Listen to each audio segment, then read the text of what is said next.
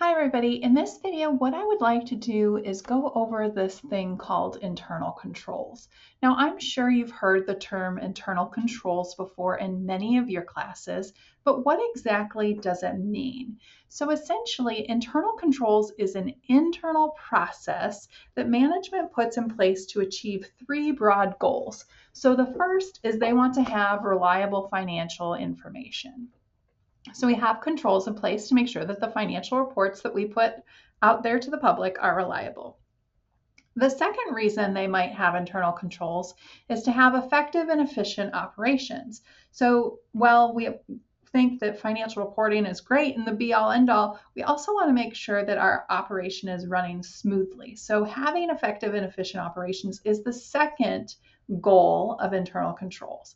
And then finally, we also want to be in compliance with laws and regulations. So internal controls can help us be in compliance with specific laws and regulations as well.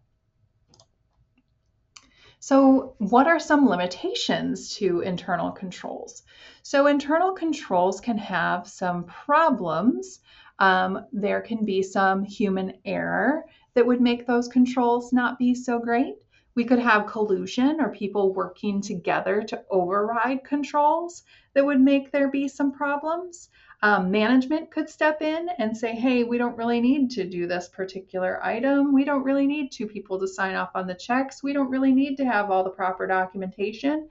So management override could also be a particular limitation as well. And then finally, cost benefit analysis. So particularly if you're thinking about a small business or thinking about maybe segregation of duties, it might be too costly for that small business to have everyone in place in order to have a perfectly running internal control. So that could be another limitation that we might see. And then who's responsible for internal controls? So the word internal tells us that it's inside the company. So management is ultimately responsible for establishing and maintaining adequate ICFR or internal controls over financial reporting. So management's responsible for putting those controls in place. And if we're talking about a publicly traded company or an issuer who also has to report to the SEC, and is following PCAOB guidelines, they are also responsible for assessing and reporting on the effectiveness of their internal controls as well. So that's management's responsibility. So if management is responsible for those internal controls, what is the auditor's responsibility relating to the internal controls of a particular company?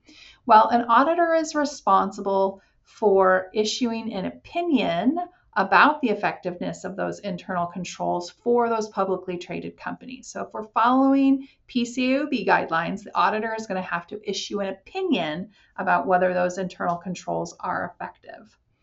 Also, if we're talking about particular fraud risks, we're going to want to have to evaluate those controls to see if they would mitigate that fraud risk. And then just in general, for both our PCAOB and our ASB audits, we would want to assess the control risk.